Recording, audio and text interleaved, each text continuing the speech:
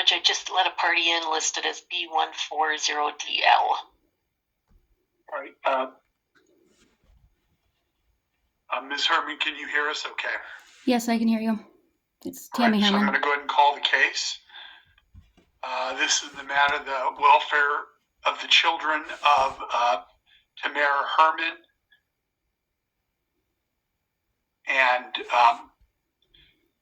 Brandon Peltier and Gavin Scholl, 80 JV 2576. I'm Judge Clark. We're conducting this hearing remotely under Minnesota Judicial Branch guidelines, and anyone appearing remotely may not record the hearing unless given permission from the court.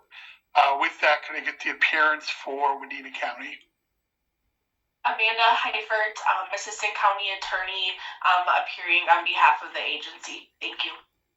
I'm not seeing anybody from Wadena County Human Services. Were you expecting anyone, Ms. Heifert?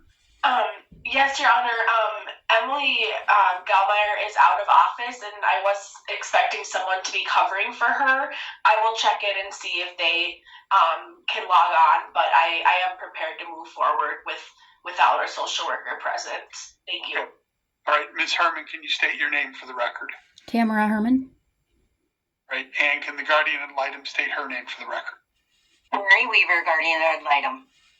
Right, this is on the calendar for Ms. Herman's motion to stay in the matter and essentially a motion from the guardian ad litem regarding ceasing or having contact between Ms. Herman and the minor children cease. I'm going to start with the motion to stay the termination of parental rights. Ms. Herman, anything, I have read through your motion, anything you want to say orally or anything you want to add to that? Yes, just the appeal is scheduled for January 7th, non-oral conference. And, going from that point, what they decide is a very important day. So I just wanted to add that that's scheduled for January 7th. Ms. Heifert. Yes, thank you, Your Honor. The agency would object to staying the termination of parental rights pending the appeal. Rule 23.03 of juvenile protection states that a court may, in its discretion, grant the stay.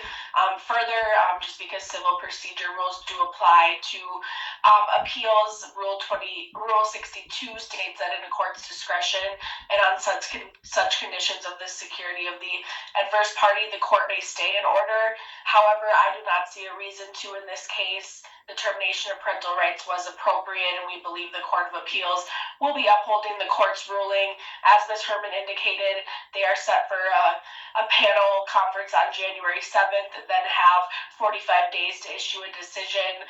The agency is aware it cannot move forward with adoption proceedings until the appeal process is finalized. So there really isn't a detriment to Ms. Herman while we were in this waiting period. I did review her motion. She indicates the stay would maintain parental contact and visitation rights pending appellate review. The agency does not believe continued visits are in the best interest of the children and would join the guardian ad litem's motion to cease contact, especially given Ms. Herman's recent behavior of locating the address of the foster. Wait. We'll get to that in a minute. So I guess the county doesn't have any objection to the court staying the county from proceeding with adoptions, does it? No objection to that, Your Honor. Okay. All right. Ms. Weaver, anything you want to put on the record? I'm sorry, before you do that, I'll note that Sherry Stark-Uselman from Wadena County Human Services has joined the hearing. Ms. Weaver, anything you want to put on the record regarding the stay? No, I support that the county's position on that is nothing will move forward until the appeals court has addressed the issue. Okay. And then, Ms. Weaver, do you want to address, you submitted this as a letter. I'm treating it as a motion regarding the essentially no contact. I guess two things to start is just to clarify what you're requesting is the request that there would be no contact unless Wadena County Human Services approved it, or would it be no contact even if Wadena County Human Services approved it? In this case, I do believe that it would be no contact even if they approved it. Ms. Herman has identified where the foster home is and has sent packages to the children there. For his birthday. Hold on, Ms. Herman. Outline. Oh, wait. Everybody stop for a second. Ms. Herman, you've attended a number of hearings. I've told you on repeated occasions, you can't just talk when you want to. For among many other reasons, we keep an audio recording of the hearing so we can create the word-for-word record that you might need if you were to try to appeal this decision. Please, you'll get a chance to talk. Please don't say anything. With that, Ms. Weaver, sorry for interrupting you, but go ahead. That's all right. Thank you, Your Honor. It was very upsetting to the children and to the foster family to know that their location is now available and that Ms. Herman has found that. The children have expressed anxiety about... Wait, can I ask you a question about that? Yes. How did the children find out? The package came to the house. Okay. Did the kids get it from the mail? I believe that one of them was aware of it when it came. Well, I'm being very specific here. How did the child become aware of it? I would defer to Ms. Card, as she is the foster parent, because I'm not exactly clear. Okay, Ms. Card? Yes, I can speak to that. The package was on the front porch when we returned home from an outing, and it was in the older child's name, and so he saw it there on the porch. It was around the time of his birthday, and so he wanted to open it, thinking that it was a birthday present. Was there a return address on it? There was not. It came from Amazon. Okay. All right, go ahead, Ms. Weaver. Yes, thank you, Your Honor. And it's just disruptive to the children and to their well-being, and it created a lot of anxiety. While there had been no objection to Ms. Herman sending things to the county for the children, she went outside of that and has now placed everybody at a sense of anxiety and risk. Great. Ms. Herman, anything you want to tell me about that? When I sent packages with Emily Gallmeier for Christmas of last year, she didn't even give them to my son. They were harmonicas that were hand engraved with their names on them. Me and my dad did that for them. And I asked my son in the January visit, and he didn't even get them. She said, "Oh, I didn't give them to him yet." She jumped in the Zoom to say that.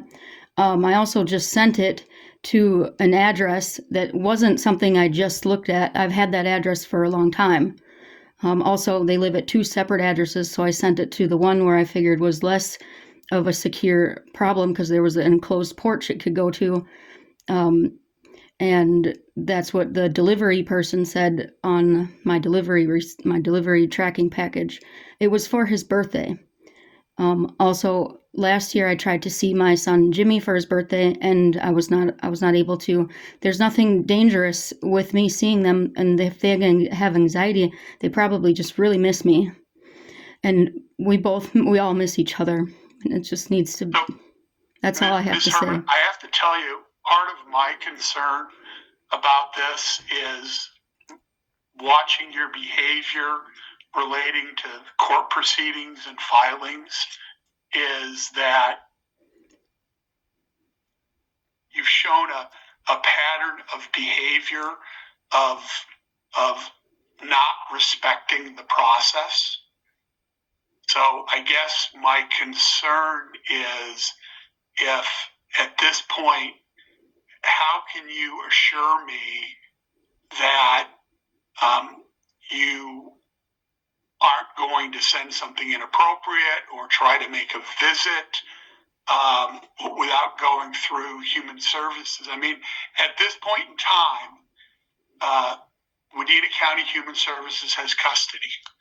And as you know, as a parent, as a parent, you make decisions for your minor children. So any person who has custody, any parent, if they made a decision that there shouldn't be a contact with a particular adult, or there shouldn't be any kind of communication with a particular adult, other adults have to respect that. So I guess, could you address my concern that you would respect Wadena County Human Services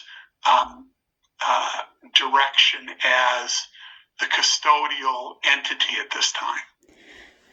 Yes, thank you. So, what I would address from that is the situation I'm in.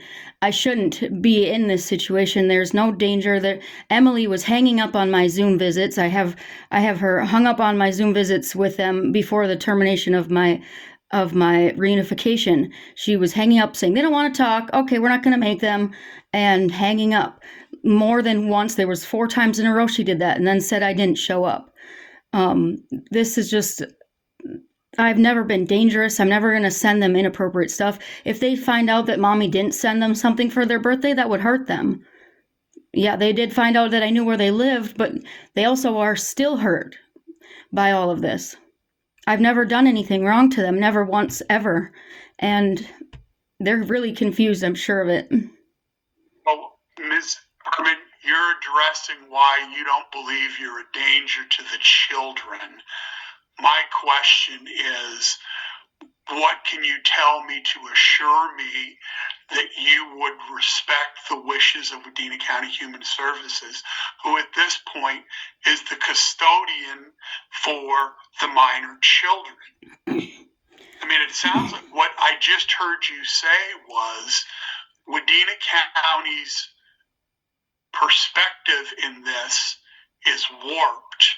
Right. And therefore, I shouldn't have to listen to them. But my question is whether you believe it's warped or not. The way things stand is they get to make the decisions. How can I be assured that you'll respect their decisions? Well, one thing that would decide on me having to stay out of the picture would, or somebody of a guardian that ends up taking custodial rights over the children, there's a due process involved in that. We would have to go through that first. And for that to be in an appeal, it's Christmas again. Also last year, this has gone to each of the... Ms. Herman, the due process issues are part of your appeal. Right. They're not related to the question I'm asking, which is why should I believe you will respect the county's decisions? When you mention due process, part of what I hear you saying is, I don't think I've been afforded due process, therefore I don't have to listen to them. And the Court of Appeals may agree with you, but until they agree with you or make some other decision, the decision has been made. The county is the custodian over the minor children. Right. So I wouldn't want to. I don't hear you addressing my concern that you will respect their decisions. I wouldn't want to jeopardize anything between the situation and the appeal, and I wouldn't want, now they know I can't send it there, I won't send it there. I won't be willing to risk anything for that to be a worse situation, a judgment on me, or to make it so I can't see them. Also, I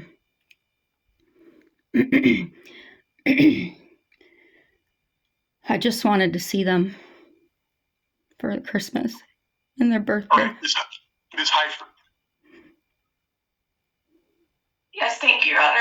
We would agree with Ms. Weaver's letter and her reasoning in that letter, we were very alarmed by the behavior.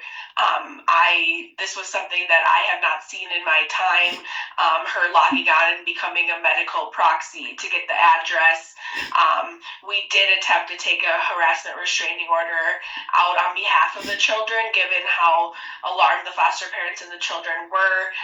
This application was denied, so we were going to ask the court to include its order from today's hearing that she not have any contact with the children and foster parents and must stay away from the foster parents' home.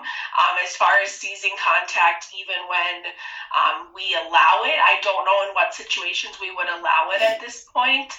So I would defer to the court on if they want to add that. I guess if she does want to send gifts to the agency, that may be something the agency will consider, but we would ask for that discretion, and it will be, looked at very strictly given her recent behavior, and we would just agree with the court's comments given her filings in both this file and the Court of Appeals. We do have concerns for her mental health and overall well-being and accepting of kind of where these cases are at. So that is all we have for today. Thank you. All right. So with regard to the motion for a stay, I am going to grant the stay solely from the perspective of the adoption will not proceed until the appellate process has been completed. Wadena County does not object to that portion of the stay. With regard to any other other portions of the request for a stay, I'm going to be denying the request for that. The factors that I see as being relevant on this is there a sufficient likelihood of prevailing on the merits? And I don't believe there is, having looked at her pleadings in this matter, and that I do not see irreparable injury from the standpoint of the order currently as terminated parental rights. Even if I were to somehow stay that portion of it, reunification efforts have ceased. And those would not be required to be reinstated again as a part of a stay. And as a result of that, I don't see there's any irreparable injury. I also don't see this as being in the public interest.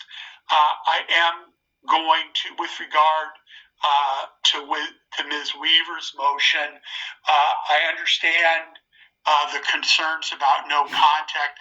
I will say, for the record, part of my reason for denying the HRO, and I believe I commented on this in the order, is my concern that the juvenile court has exclusive jurisdiction for this kind of order, and partially because of that concern, I don't. I thought it would be better addressed as part of this. I'm going to grant the motion for no contact and to remain at least a mile away from the foster parent's house unless approved by Wadena County Human Services. Ms. Weaver, I do understand your concern regarding Ms. Herman's behavior. I guess I'm not completely sure. I doubt Wadena County Human Services willingness to evaluate the situation. Quite frankly, it's hard for me to imagine a situation in which they would permit the contact, but I am going to leave that within their discretion at this time. With regard to sanctions, at this point, I'm not going to issue any sanctions for the contact. There are two reasons that. First, I don't believe until I write the order is written in this matter, there's been any prohibition on her having direct contact. And then second, while I do not agree with Ms. Herman either trying to go online to modify settings or sending the package. Especially with the package, I don't believe that the children finding out about that is her responsibility. Was not, I mean, it sounds like the package was left on the porch. It was addressed to one of the children, but it wasn't, there wasn't anything in there on the package that the child could see that was going to identify that it came from Ms. Herman. So I think there's some responsibility from the foster parent about if that information was revealed to the children. It sounds like they might have revealed that. So I'm not going to order any sanction in this. I'm going to remind the parties we have a permanency progress review hearing set in the case for, I believe it's January 13th at 10:30 a.m. And Ms. Herman, I'm just going to emphasize that at this point you do not have permission to make contact with the children either directly or indirectly without direct permission from Wadena County Human Services. And if you violate that, if you attempt to make contact with them either in person or electronically or through the mail, or you violate my restrictions about going near their house, or you attempt to log on to any kind of electronic, medical, or other account that relates to the children without Wadena County's permission, they may seek sanctions, and I would consider those. With that, Ms. Hayford, anything else you're looking for today? I guess just to clarify, Your Honor, if she were to violate, the no contact piece, is this something where you'd recommend the agency to file the harassment restraining order? I just don't know if that would help her take it more seriously, if there's potential criminal charges that could come from it, or just your thoughts on that. I think you could, again, I have concerns about whether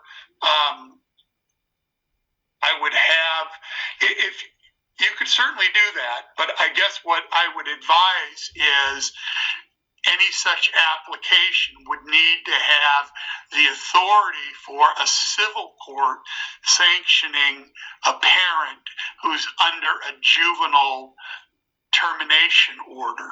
So I would consider that. And of course, you could certainly file a request for sanctions, and that could include a jail sanction for contempt in this matter. Okay, thank you, Your Honor. All right. Ms. Herman, anything else you want to do for today?